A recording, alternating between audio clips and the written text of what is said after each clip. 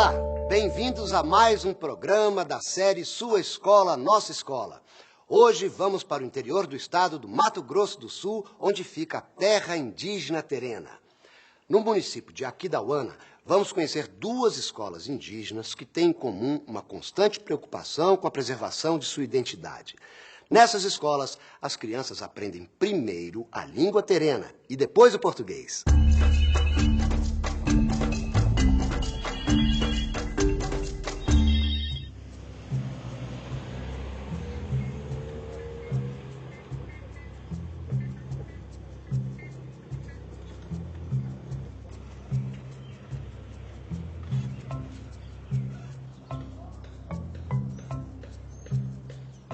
Aquidauana é um dos mais importantes municípios do estado de Mato Grosso do Sul. Localiza-se a 139 quilômetros da capital Campo Grande. A cidade tem hoje 50 mil habitantes e grande importância para o Pantanal, pois serve de acesso terrestre à região. O município possui várias aldeias indígenas da etnia terena. Muitos vivem em pequenas cidades, mas cerca de 10 mil ainda vivem nas terras que lhes foram reservadas pelo antigo Serviço de Proteção aos Índios por decisão do Marechal Rondon. A escola indígena Francisco de Faria tem 184 alunos em 3 turnos e oferece ensino fundamental até o 9º ano. A escola indígena General Rondon oferece ensino fundamental e ensino médio. Nessas escolas, as crianças são alfabetizadas em língua terena e em português. A preservação da língua, cultura e tradições indígenas está muito presente no cotidiano dessas escolas. A alfabetização terena é um orgulho para nós, porque isso partiu daqui da nossa escola, dessa comunidade, entre nós professores, que víamos as crianças sendo muito castigadas pelo ensino em si, o ensino brasileiro, porque alfabetizava-se, entre aspas, crianças indígenas numa linguagem totalmente estranha. E isso refletia a cada ano letivo, em cada final de ano, um índice muito alto de evasão escolar e reprovações. Choravam, né, não queriam vir para a escola. Nossa, é uma grande dificuldade dos pais de trazer as crianças para a escola, porque chegando lá na sala de aula vai encontrar uma professora não índio e não sabe o que estão falando. As que desde o bebezinho, os alunos indígenas falam em língua terena.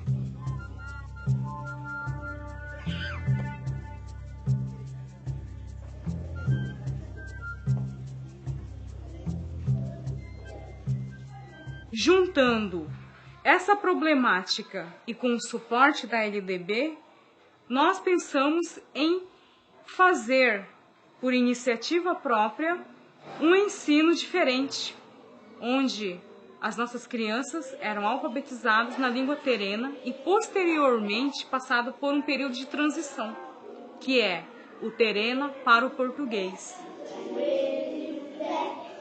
A gente tem vários métodos, tem a cartilha, tem a articultura terena. No primeiro semestre, as crianças aprendem a ler e escrever na língua terena. Aí no segundo semestre já começa a língua portuguesa, mas tem os horários das aulas de terena. O que a gente necessita muito são os livros traduzidos em terena de todas as matérias. Como português, história, geografia, mas tudo é terena. Isso é uma grande dificuldade nossa aqui nas escolas indígenas na área de Toné. O aluno muitas vezes se sente envergonhado de assumir de ser índio, né? Às vezes ele acha assim que ele é inferior, ele é incapaz. E hoje não, hoje a gente já tem mais essa facilidade de se comunicar mais com as pessoas de fora. A gente se sente mais valorizada. A criança, ela se sente mais à vontade em aprender, em conversar, em dialogar com o professor dentro da sala de aula. Elas não se sentem mais acanhadas. E o que nós percebemos que a evasão escolar tem diminuído muito. E a gente tem demonstrado que ser índio não é ser incapaz, mas sim persistir naquilo que a gente pode alcançar, no caso, os nossos objetivos. Outras atividades que a gente tem aqui na escola é a horticultura terena.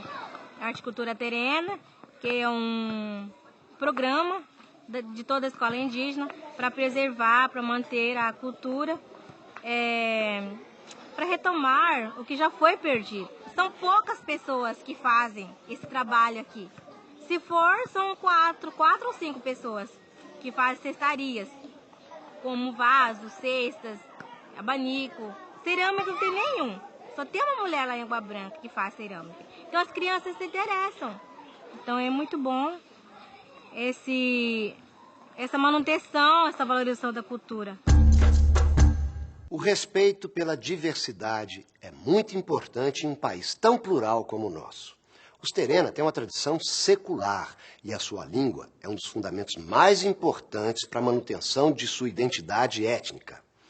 Para falar sobre esse assunto, está aqui conosco José Jorge de Carvalho, que é professor do Departamento de Antropologia da Universidade de Brasília. Os Terena em Aquidauana são alfabetizados em sua própria língua junto com o português. Isso é um fato novo na educação brasileira? Isso é um fato novo que indica como se fosse uma retomada, para usar uma palavra, né? Retomar um caminho cultural, um caminho que nós tínhamos perdido no passado, quando o Estado brasileiro começou a massacrar realmente a diversidade linguística e impor apenas o português. Lembra que nós já tínhamos antes do Nhangatu, a língua geral, que não era a língua portuguesa. Então nós tivemos um século XX monolíngue no Brasil, completamente. Ou seja, todos tinham que aderir, digamos, à língua portuguesa.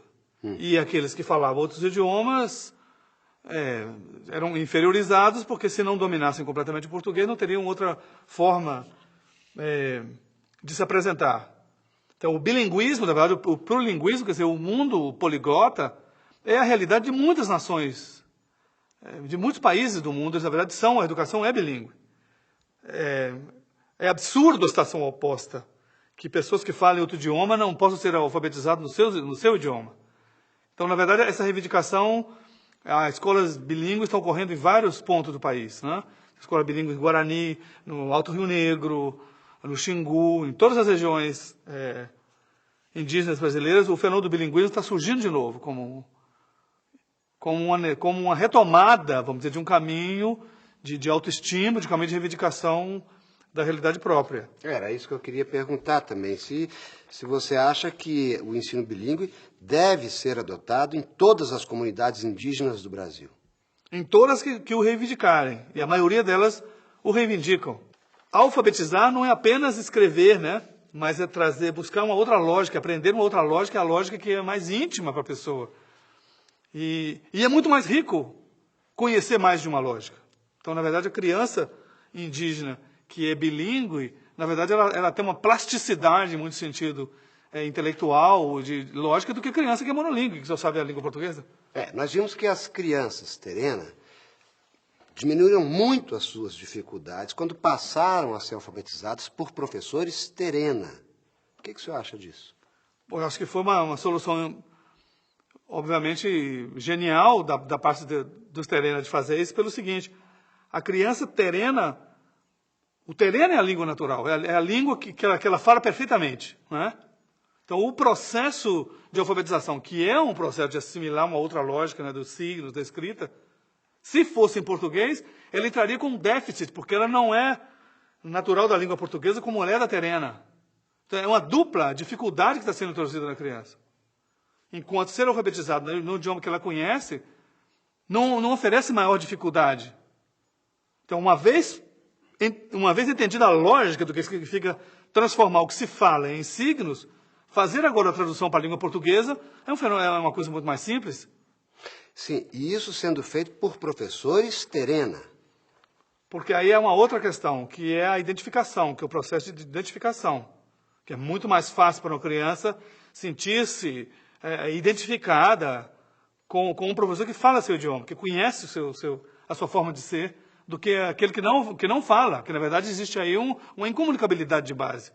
Como é que alguém vai ensinar para o outro se na verdade não sabe? exatamente o que é o outro. Então, a riqueza está em que ela se sente à vontade também com o professor Terena. E o professor Terena também se sente à vontade, porque ele se sente seguro, porque ele sabe o idioma da criança. Enquanto o professor português não sabe, nunca vai estar totalmente seguro, vai ser um processo muito mais violento. Isso também mostra uma outra coisa por trás do bilinguismo. O bilinguismo, durante muito tempo, ele foi uma das armas racistas dos governos, inclusive do governo brasileiro, de que essas outras línguas, na verdade, eram dialetos, as línguas foram inferiorizadas, quer dizer, elas não teriam, digamos, a complexidade lógica das línguas ocidentais, uma ideia absurda. E como se as crianças que falassem 2 idiomas tivessem algum problema cognitivo, como se fosse uma desvantagem. E agora nós estamos no caminho inverso, nós sabemos que falar mais idiomas é uma vantagem para as pessoas, e não uma desvantagem. Poder escrever em mais de um idioma é uma vantagem. Nessas aldeias terena, o audiovisual tem sido muito utilizado, principalmente a série de documentários Índios do Brasil.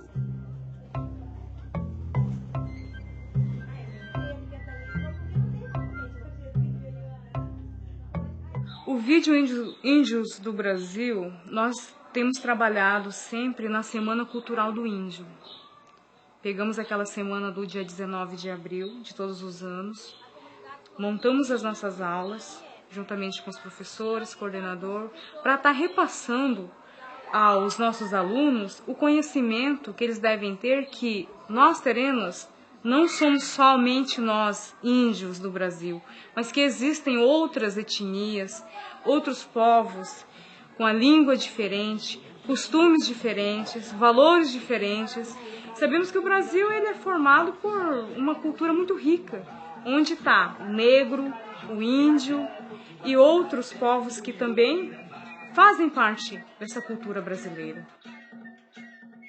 A cultura, e a artesanato, as suas línguas, a dança, o mito, o canto e outros materiais é muito importante para os alunos, para os professores, estão na direção e coordenação, para conhecer a forma de vida de outros povos indígenas, que a gente não tem acesso para ir lá, para conhecer, para ficar com eles, mas através do CD, do filme, a gente vê ali a importância de conhecer outros povos indígenas, a cultura deles, né? Meu nome é Davi Cobenal Yanomami. Meu povo é Yanomami. Começou um despertamento dentro do aluno, o interesse, o despertamento a partir desse documentário que comecei a utilizar dentro da sala, né? Porque aí eles viam outras realidades. Tem um documentário lá com a Kengang relatando, né, a discriminação que eles sofriam, né? Então não podia falar a sua língua. Se falasse a sua língua, era sofrido uma punição. Mas a partir do momento que nós percebemos que nós somos, que nós temos e devemos falar e assumir a nossa identidade, que é uma das principais, que é a nossa língua, né, começamos a nos reivindicar, a sermos mais o que somos. Nós temos aqui em nossa videoteca a série Índios do Brasil. Ô, Cíntia, essa série faz parte do kit da TV Escola, não? Faz sim, professor. A série Índios do Brasil está no volume 1 do kit TV Escola. E ela traça um perfil amplo de toda a população indígena brasileira. Obrigado, Cíntia. Professor Zé Jorge, uma série como essa que fala da cultura indígena no Brasil, eu imagino que deve ser assistida não só pelas populações indígenas, mas por todos os estudantes brasileiros, não? Uhum. Ela deve ser obrigatoriamente assistida por todos os estudantes brasileiros. Porque o Brasil é um país multicultural, pluriétnico, multirracial, mas que tem uma dificuldade de se assumir como tal.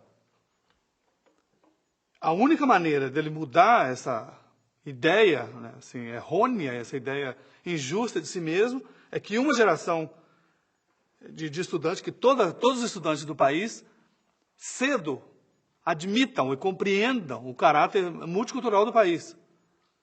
E a imagem tem um papel central aí. Porque isso é uma criança que está em São Paulo, que está em Belo Horizonte, que está em Brasília. Então, ela vai ver essa série, ela vai ver crianças ou adultos indígenas com outras roupas, com outras formas de se apresentar, com outra maneira de falar. Então vai ficando claro para a criança que não existe, que existem no país pessoas que não são como ela. Que o país é composto de pessoas muito diferentes, que formam a nação. Essa é uma mudança de paradigma. Esses vídeos têm esse papel muito importante, porque neles já estão pessoas que fizeram a passagem, né? Indígenas, professores que falam para a sociedade nacional e falam para os seus irmãos, os seus parentes, né? Então, aí a criança, conduzida por eles, mergulha, então, no universo dos grupos indígenas todos. Isso deveria ser obrigatório. É para construir, na verdade, uma imagem da sociedade brasileira que não seja centrada apenas em um grupo. O fato dos Terena manterem sua cultura, tradições e língua mostra aos demais povos indígenas que suas identidades podem e devem ser mantidas. E mostra também para os brasileiros não índios que esses nossos irmãos têm de ser respeitados na sua forma de viver autêntica.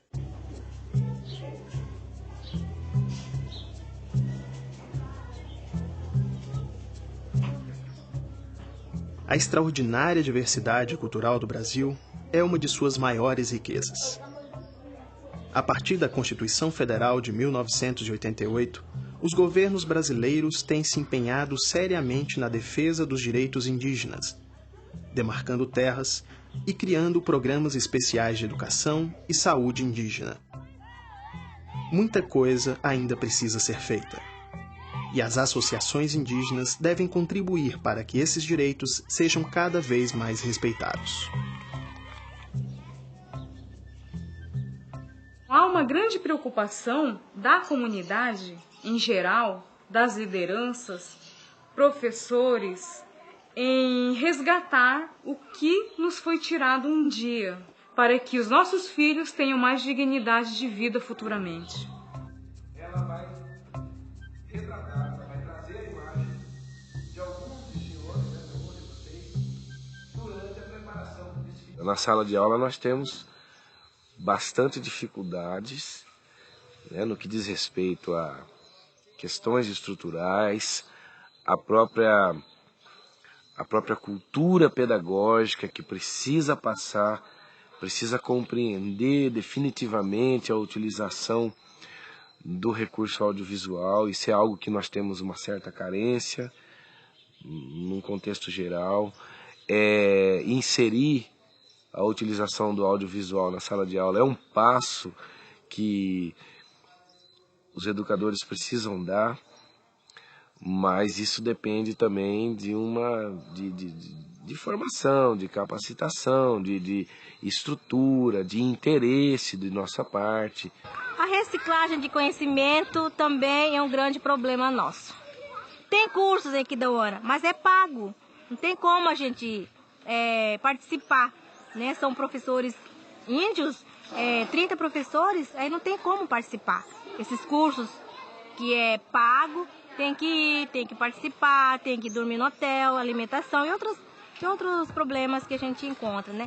Mas a reciclagem eu acho muito bom e importante para nós professores indígenas, que é uma grande necessidade nossa também, aqui, os professores indígenas, não só do Bananal, mas em toda a região aqui de Toné. Eu entendo que o grande estímulo da TV Escola é no que diz respeito à informação. Eu acabo sendo um espectador da TV Escola nas madrugadas, que é o horário que a minha televisão está livre, que eu posso sentar e assistir. E ela realmente, o conteúdo que ela traz para nós é fantástico, né? No que diz respeito à formação, à capacitação, a novas abordagens.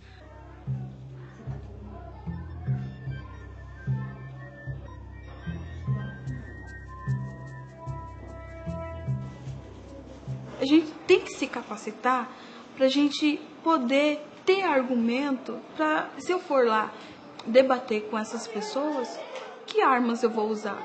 Eu tenho que estar preparada, eu tenho que estar dentro da lei, eu tenho que estar, a lei fala isso, a lei nos ampara dessa forma, né? Então nós queremos os nossos direitos.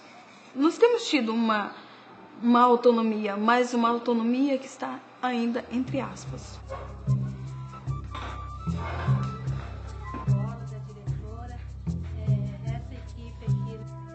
TV Escola, eu acho que é um parceiro fundamental para isso, para que os professores estejam aplicando em salas de aulas uma metodologia que vem inovar. Podemos dizer que é um salto para o futuro dos Terena.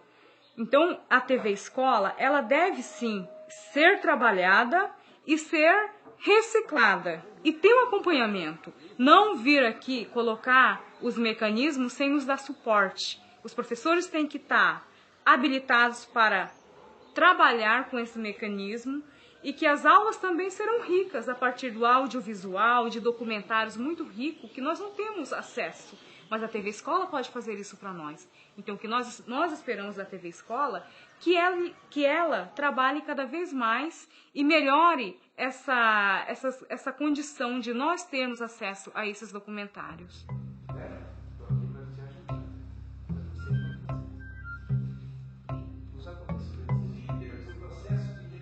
Eu vejo a TV Escola como um instrumento importante, um instrumento moderno de capacitação, né?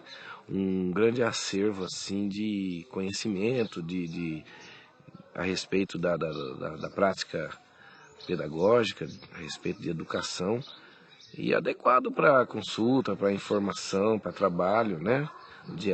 Trabalho cotidiano do educador, para a vida na escola. Eu entendo a TV Escola como um dos grandes avanços da educação no Brasil nos últimos tempos. O que nós estamos vendo hoje é que os povos indígenas e mesmo os remanescentes dos quilombos começam a ser vistos como membros da sociedade brasileira. Ao mesmo tempo, as novas gerações, quando entram para a faculdade, para a política, quando se inserem nos diversos campos do conhecimento, já não negam suas raízes. O que o senhor destacaria desse vídeo que nós acabamos de assistir? Destacaria, primeiro, a inteligência das pessoas de encontrar uma solução para o seu problema local, específico. Não é? Ao descobrir que está havendo um problema de evasão, né, de reprovação na escola, faz uma análise do problema e encontra onde que está, faz um diagnóstico e soluciona. Vamos transferir para o idioma Terena e o problema se soluciona. Mais do que isso, eles devem opinar sobre a maneira como nós conduzimos as coisas. Porque se as pessoas conseguiram, de uma forma inteligente e eficaz, encontrar uma solução para o problema que tinham aí com a escola, podem também ajudar-nos a pensar em soluções para outros lugares também. Então, aquela professora que aparece, o professor que aparece, quer dizer, eles estão treinados e estão equipados para pensar a nação também, não só pensar a realidade terrena. E, professor, de que forma os recursos audiovisuais podem ajudar a acelerar esse processo do reconhecimento do valor dessas populações pela sociedade brasileira? Pensando nos recursos audiovisuais, podemos levar adiante o seguinte: por enquanto, por muito tempo, os recursos audiovisuais também vinham do centro e iam até as comunidades indígenas e faziam os vídeos. Nesse momento, nós temos uma outra experiência que se poderia ampliar muito, que é a experiência do Vida nas Aldeias, que o Estado, né, através de grupos de pessoas, pode capacitar também os realizadores locais indígenas, ter os próprios videastas, como esse projeto chamado Vida nas Aldeias, que fez a série. Que isso também amplia a diversidade de olhares, não só os conteúdos, mas os vários olhares, né, através da Câmara, que ajudam justamente a fazer real o que o país já é, que é a multiculturalidade, que nós somos uma nação multicultural.